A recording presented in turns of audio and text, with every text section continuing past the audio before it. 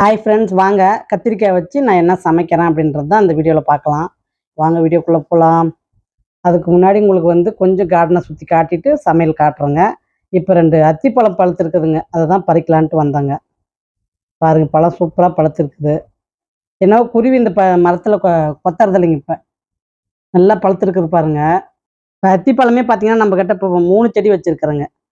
அத்திப்பழம் நல்லா எல்லாருமே விரும்பி சாப்பிட்றதுனால இப்போ நம்மக்கிட்ட 3 செடி இருக்குதுங்க. ஒன்று சின்னதாக இருக்குது, இது அதுக்கும் பெருசுங்க. இதோட பெருசு இன்னொரு செடி இருக்குதுங்க. இப்போதைக்கு இதில் தாங்க அதிகமாக காய் வச்சுருக்குது. நாங்கள் செடிப்பழம் இருக்குது, அதையும் பறிச்சிக்கலாம். மாடிக்கு தண்ணி விட வந்தால் என்னென்ன பழம் இருக்குது, என்னென்ன காய் முத்தி இருக்குது அப்படின்றத பார்த்துட்டு தாங்க நான் தண்ணியை விடுவேன். அதுக்கப்புறம் அதை சாப்பிட்டுட்டே வேலை செய்ய வேண்டியது தாங்க வேலை எனக்கு. பார்த்தீங்கன்னா இப்போ ப்ளூபெரிலையும் ஒரு பழம் இருக்குதுங்க. நல்லா கருப்பாயிடுக்குது பாருங்க. இது குருவிக்கு சாப்பிட்டுன்னு சொல்லிட்டு நான் இதை பறிக்கிறதே இல்லைங்க. இப்போ என்னவோ எந்த பழமுமே இப்போ சாப்பிட்றதே இல்லைங்க குருவி, அதனால் பறிச்சுட்டுங்க. வாங்க இப்போ கீழே இருக்கிற கார்டனை உங்களுக்கு கொஞ்சம் காட்டுறேன். கீழே இருக்கிற கார்டன் பார்த்தீங்கன்னா உங்களுக்கு ரோஸ் எல்லாம் நிறைய ரோஸ் வச்சுருக்குதுங்க. அதுதான் உங்கள்கிட்ட காட்டுறேங்க. நிறைய மொட்டை எடுத்துருக்குதுங்க, நல்லா பூ வச்சுருக்குதுங்க. இது கலர் பார்த்தீங்கன்னா எனக்கு அவ்வளோ பிடிக்குங்க. மனமும் அவ்வளோ சூப்பராக இருக்குங்க, கலரும் அவ்வளோ அட்ராக்ஷனான கலரு. எனக்கு இந்த ரோஸ் ரொம்ப ரொம்ப பிடிக்குங்க. இது சொல்ல வார்த்தையே இல்லைங்க. அந்த அளவுக்கு இந்த மனமும் இதனுடைய அழகும் அவ்வளோ ஒரு சூப்பருங்க. இந்த முறை பார்த்தீங்கன்னா ஒவ்வொரு சட்டிலையுமே 3 மொட்டு 4 மொட்டு இப்படி அதாவது கும்பலாக எடுக்குதுங்க. அந்த அளவுக்கு செடி நல்லா ஹெல்த்தியாக வளருதுங்க. இதுக்கான எந்த ஒரு ஊட்டச்சத்தையுமே நான் கொடுக்கறது இல்லைங்க. ஏன்னா தரையில் இருக்கிறதுனால அதில் இருக்கிற சத்தே அதுக்கு போதுமானதாக இருக்குதுங்க. பாருங்க, ஒவ்வொரு முட்டுலையுமே பார்த்தீங்கன்னா 3 மொட்டு 4 மொட்டு வச்சுக்குது பாருங்க. பக்கம் பாருங்க, 3 மொட்டு வச்சுருக்குது பாருங்க. இப்போ இந்த காக்கனாமல்லிக்கும் இந்த ரோஸ் செடி, பேஷன் ஃப்ரூட், இது 3த்துக்குமே போட்டி நடந்துட்டு இருக்குதுங்க. எப்படின்னா நான் ரொம்ப ஹைட்டாக வளர்றேன்னு சொல்லிட்டு இந்த 3 செடியுமே பார்த்தீங்கன்னா ஒன்றுக்கு ஒன்று சளைக்காத நல்லா ஹைட்டாக வளருதுங்க. எவ்வளோ ஹைட் வளர்ந்துருக்குது பாருங்க. காக்கனாமல்லி அதுக்கு மேலே வளர்ந்து நிற்கிது பாருங்க. இப்படி ஒவ்வொரு செடியும் போட்டி பயங்கரமாக போயிட்டுருக்குதுங்க. இந்த 3 செடியும் நான் பார்க்கும்போது எனக்கு என்ன தோணுது அப்படின்னா, அதாவது மனிதர்கள் மாதிரியே செடிங்களும் ஒன்றுக்கு ஒன்று நான் வளருவேன் அப்படின்ற மாதிரி வளருது பாருங்க. செடிங்களுக்கும் நானும் வளருவேன் அப்படின்ற ஒரு மோட்டிவேஷன் இருக்குது பாருங்க. அப்படின்றதுக்கு தான் எனக்கு இது பார்க்கும் போதெல்லாம் அது உங்ககிட்ட ஷேர் பண்ணணுன்னே தோணுச்சுங்க. அதனால தான் இன்னைக்கு ஷேர் பண்ணுங்க. இதுவும் பார்த்தீங்கன்னா இன்னொரு ரக ரோஸுங்க. இதுவுமே நாட்டு ரோஸ் தான்.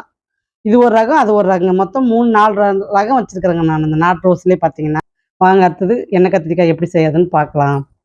முதல்ல ஒரு இரும்பு வடை வச்சுக்கிறேங்க. அதில் கொஞ்சம் ஒரே ஒரு ஸ்பூன் எண்ணெய் ஊற்றிக்கிறேங்க. பட்டை, கிராம்பு, ஏலக்காய் இது 3யும் போட்டு எண்ணெயில் போட்டுக்கிறேங்க. இது நம்ம வறுத்து அரைக்க போகிறோங்க. அதனால மசாலா ஐட்டம் வறுக்கிறேங்க ஃபஸ்ட்டு. கறிவேப்பிலை கொஞ்சம் போட்டுக்கிறேங்க. ஏன்னா கறிவேப்பிலை குழந்தைங்க எடுத்து எடுத்து வச்சிடுறாங்க. அதனால் பார்த்தீங்கன்னா கறிவேப்பிலையும் அவங்க உடம்பு சத்துக்கு போகணுன்றதுனால நான் அரைக்கும் போதையும் பார்த்தீங்கன்னா கொஞ்சம் கறிவேப்பிலை போட்டு அரைச்சிருவோங்க. அதனால தான் கொஞ்சம் ஒரு 4-5 கொத்து உருவி போடுறேங்க கறிவேப்பிலையை. நீங்கள் இந்த மாதிரி செஞ்சு சாப்பிட்டு பாருங்கள். ஒரு டைம் சாப்பிட்டு பாருங்கள், அதனுடைய டேஸ்ட்டு நாக்கிலே நிற்குங்க. அந்த மாதிரி ஒரு டிஷ் இருக்குங்க இந்த டிஷ்ஷுங்க. நல்லா கொஞ்சம் அந்த எண்ணெயிலே கொஞ்சம் அந்த பட்டை, கிராம்பு, ஏலக்காய் இதெல்லாம் கொஞ்சம் வணங்கட்டுங்க. வணங்கின உடனே இஞ்சி, பூண்டு, சின்ன வெங்காயம் இது 3த்தையும் உரித்து கழுவி வச்சுருக்கிறேங்க. அதையும் போட்டுக்கிறேங்க. இஞ்சி பூண்டு பார்த்தீங்கன்னா நீங்கள் உங்களுடைய குடும்பத்துக்கு எவ்வளோ தேவையோ அதுக்கு தகுந்த மாதிரி நீங்கள் உரிச்சிக்கலாங்க. நான் 3 பேருக்கு அளவாக சமைக்கிறதுனால இந்த மாதிரி உரிச்சிக்கிறேங்க. இதையும் நான் ஒரு 2 வணக்கு வணக்கிட்டுங்க. தக்காளி நம்ம கட் பண்ணி வச்சுக்கலாங்க. இப்போ அதுக்கு முன்னாடி சோம்பு ஒரு 2 ஸ்பூன் போட்டுக்கிறேங்க. சோம்பு, அதுக்கப்புறமேட்டுக்கு மிளகுங்க. மிளகு 1 ஸ்பூன் போட்டுங்க. அப்புறம் சீரகம் 2 ஸ்பூன் போட்டுக்கிறேங்க.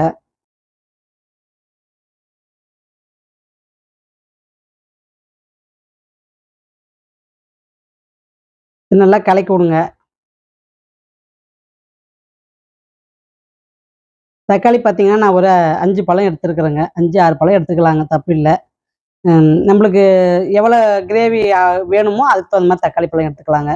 நான் ஒரு 6 பழம் எடுத்துருக்கேங்க. அதாவது 5 பழம் பெரிய பழங்க, 1 பழம் சின்ன பழம். ஒரு மீடியம் சைஸாக கட் பண்ணிக்கிறேங்க. தக்காளியும் போட்டு ஒரு வணக்குங்க.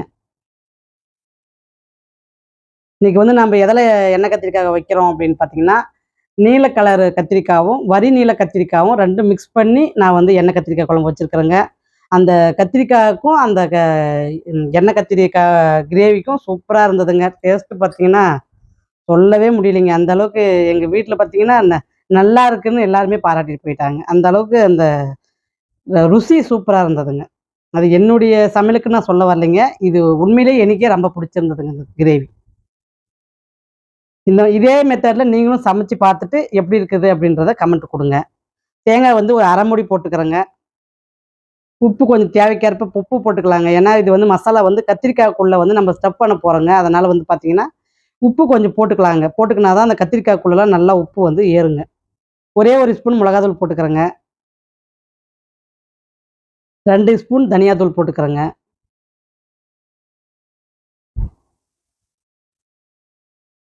1 ஸ்பூன் மஞ்சத்தூள் போட்டுக்கிறேங்க.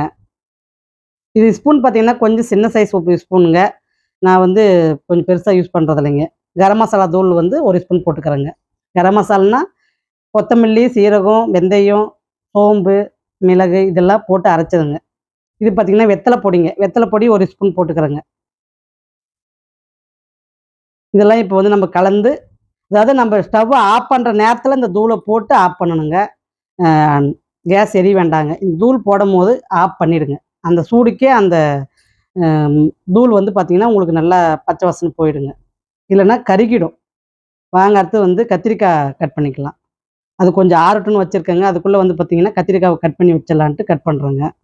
இது பாருங்க எவ்வளோ பெருசு இருக்கு. ஆனா விதை பார்த்தீங்கன்னா, விதையே முத்தலைங்க. விதையே இல்லன்னு சொல்லலாங்க பாருங்க நீங்களே. எவ்வளோ அழகா இருக்குது பாருங்க. ஒரே ஒரு கத்திரிக்காய் கூட சொத்தில் கிடையாதுங்க. எனக்கு அதுதான் ஆச்சரியமா இருக்கிற ஒரே விஷயம் என்ன அப்டின்னா, ஒரு கத்திரிக்காய் கூட சொத்தில் இல்லாத நம்மளால விளைய முடியுதேன்னு எனக்கு ஒரு சந்தோஷங்க இதுல. பாருங்க எவ்வளோ சூப்பரா இருக்குது பாருங்க. கத்திரிக்காய் பொறுத்தவரைக்கும் நீங்க வந்து தனித்தனியா கட் பண்ணிட வேண்டாங்க. இது மாரி வந்து அடியில வந்து கொஞ்சம் ஜாயின் பண்ற மாரி விட்டுருங்க. ஏன்னா, இந்த முழுசா இருக்கணுங்க அந்த கத்திரிக்காய். அப்பதான் அழகா இருக்குங்க பார்க்கறதுக்கு. இது உண்மையிலேயே இந்த மாரி செஞ்சு சாப்பிடும்போது உங்களுக்கு டேஸ்ட்டும் பிடிக்கும். ஒரு வித்தியாசமான ஒரு குழம்பு குழந்தைங்களுக்கு நம்ம குடுக்குறோம் அப்படின்ற மாரி தோணுங்க. இந்த கத்திரிக்காய் நான் கட் பண்றது ஏன் உங்களுக்கு ஒரு 4, 5 கத்திரிக்காய் காட்டுறேன் அப்படின்னா, அம் நீங்களே டைரக்ட்டா பார்த்துக்கலாங்க கத்திரிக்காய. அதாவது சொத்துல இருக்கா இல்லையா அப்படின்றது நீங்களே பார்த்துக்கலான்றதுக்கு தான் உங்களுக்கு கட் பண்ணி நான் காட்டுறேங்க.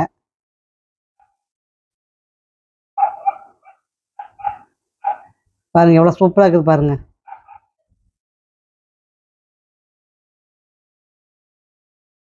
இந்த மாரி ஒவ்வொரு கத்திரிக்காயும் கட் பண்ணி கிளிப் போட்டு வச்சுக்கங்க. மசாலா ரெடி ஆனதும் நம்ம அதுக்குள்ள ஸ்டஃப்பிங் பண்ணிக்கலாம். வரி நீள கத்திரிக்காயும் கலந்து போட்டுக்கிறேங்க. ஏன்னா வந்து நீல கலர் கத்திரிக்காய் பார்த்தீங்கன்னா கம்மியா இருக்குதுங்க. அதனால பார்த்தீங்கன்னா, வரி நீள கத்திரிக்காயும் கலந்துக்கிறேங்க இதுல. இதுலயும் பார்த்தீங்கன்னா, ஒரு காய் கூட சொத்திலே கிடையாதுங்க. நல்லா இருக்குதுங்க. வாங்க அடுத்து வந்து ஸ்டஃப்பிங் பண்ணிக்கலாம். மசாலா இந்த மாரி நைஸா அரைச்சுக்கங்க. அரைச்சு அதுக்குள்ள அதாவது கிளிப்பா இருக்குது பார்த்தீங்களா, அதுக்குள்ள வாரி மசாலாவ நல்லா தடவுங்க. நல்லா பேக்கப் பண்ணுங்க. பேக்கப் பண்ணி எல்லா கத்திரிக்காவுக்கும் அதே மாரி வைங்க. நம்ம வச்சு அதுக்கப்புறம் நம்ம எண்ணெய்க்குள்ள போட்டு ஒரு மசாலா போட்டு நம்ம வேக வைக்கும்போது உண்மையிலேயே சூப்பரா இருக்குங்க டேஸ்ட்டு. இந்த மாரி நீங்க சமைச்சு பாருங்க.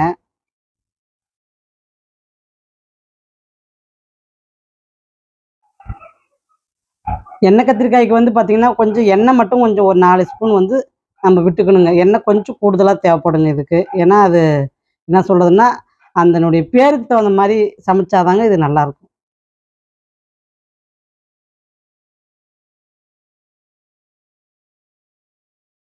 நம்ம உப்பு எல்லாமே இதில போட்டு அரைச்சதுனால நல்லா மணமாவும் இருக்கும், நல்லா ருசியாவும் இருக்குங்க காய்.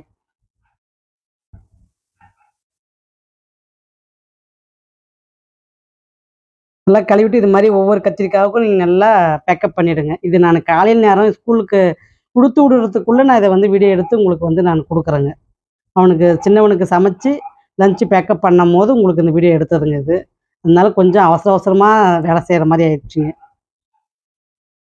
8 மணிக்கு ஸ்கூல் பஸ் வந்துருங்க. அதனால அதுக்குள்ளயே இது வீடியோ எடுக்கணும்னு சொல்லி வீடியோவும் எடுத்தேங்க. 2வது அவனுக்கு டைமுக்கு சாப்பிட வச்சு அனுப்பிச்சு விட்டேங்க.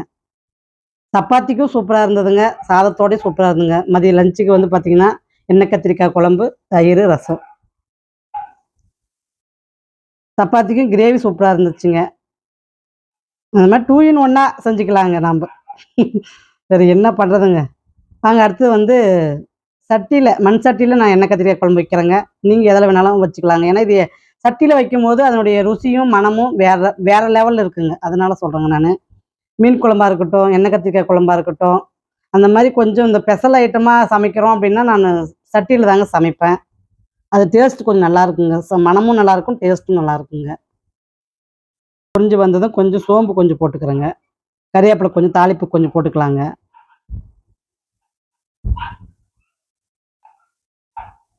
கொஞ்சமாக ரோஸ் பெட்டல்ஸுங்க வாசனைக்கு. மனம் கொஞ்சம் வித்தியாசமாக இருக்குங்க. அதாவது ஒரு பிரியாணி ஸ்டைலில் கத்திரிக்காய் தொக்கு மாதிரி இருக்குங்க.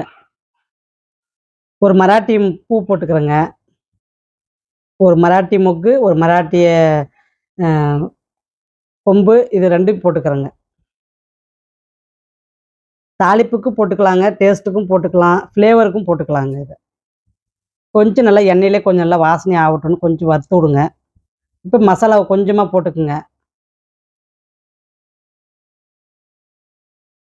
கொஞ்சம் போட்டு எண்ணெயிலே கொஞ்சம் நல்லா கலக்கி விடுங்க. எண்ணெயில் கொஞ்சம் வறுக்கும் போது கொஞ்சம் உங்களுக்கு ருசி இன்னும் கொஞ்சம் சேர்ந்து கொடுக்குங்க.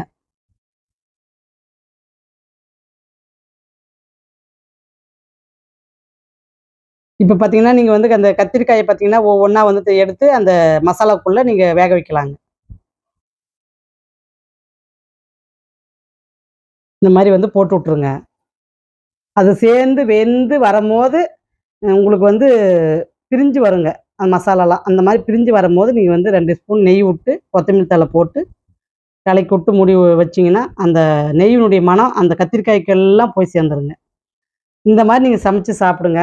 இதை மறக்கவே மாட்டீங்க. அந்த அளவுக்கு டேஸ்ட்டு சூப்பராக இருக்குங்க. கொஞ்சமாக தண்ணி ஊற்றிக்கலாங்க. ரொம்ப கெட்டியாக இருக்குது, அதனால் வந்து சேர்ந்து வராது. அதனால் கொஞ்சமாக தண்ணி ஊற்றிக்கிறேங்க.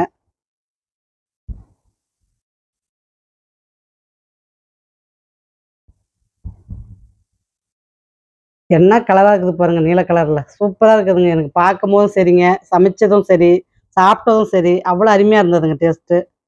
நம்மளுடைய மாடி தோட்டத்தில் விளைஞ்சி காயை நம்ம இப்படி சமைச்சு சாப்பிடும்போது அதனுடைய ஆனந்தம் சொல்ல வார்த்தையே கிடையாதுங்க. அந்த அளவுக்கு சூப்பராக இருந்ததுங்க. கொஞ்சமாக உப்பு போட்டுக்கலாங்க. ஏன்னா நம்ம கத்திரிக்காய்க்கு மசாலாவுக்கு உப்பு போட்டுக்கிறோங்க. இப்போ வந்து பார்த்தீங்கன்னா, நம்ம கத்திரிக்காய்க்கு உப்பு போடுறோங்க. ஒரே 1 ஸ்பூன் மட்டும் போட்டு கலக்கி விட்றோங்க இப்போ. பாருங்க, கலக்கி விடும்போதே ஒரு கிளிப் உடஞ்சி போச்சு. நல்லா அது பெரிய கத்திரிக்காய்ங்க. நல்லா வேகட்டும்னு சொல்லி நான் கொஞ்சம் அடி வரைக்கும் கட் பண்ணிட்டேங்க. கொஞ்சம் மூடி வைக்கலாங்க. இப்ப நல்லா கொதிச்சிருச்சு பாருங்க. இந்த சமயத்துல நம்ம வந்து என்ன பண்ணணும்னா, ஒரு 2 ஸ்பூன் அ நெய் போட்டுக்கலாங்க. கொத்தமல்லி தழை போட்டு நெய் போடலாங்க. ஏன்னா, அந்த கொத்தமல்லி தழை மேல நெய் போடுங்க. ஃப்ளேவர் சூப்பரா இருக்குங்க.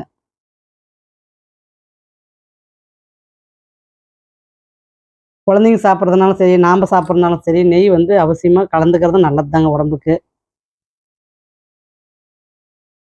கொஞ்சம் நாம்பளும் இளமையாவே இருக்கலாம் இல்லைங்க. அதனால நெய் வந்து சாப்பிட்றது நல்லதுங்க உடம்புக்கு. இந்த மாரி மூடி வைக்கும்போது அந்த நெய்யினுடைய வாசனையும், அந்த கொத்தமல்லியுடைய ஃப்ளேவரும் நல்லா மணந்து குடுக்குங்க. அதாவது 4 வீட்டுக்கு மணக்குதுன்னுவாங்க பார்த்தீங்களா, அந்த மாரி மணக்குங்க. சூப்பரான எண்ணெய் கத்திரிக்காய் கிரேவி சூப்பரா இருக்குதுங்க. நீங்களும் இதே மாரி சமைச்சு சாப்பிட்டு பாருங்க. எப்படி இருக்குதுன்றத கமெண்ட் குடுங்க. அடுத்த வீடியோ திங்கட்கிழமை வருங்க. பாருங்க. பாய்.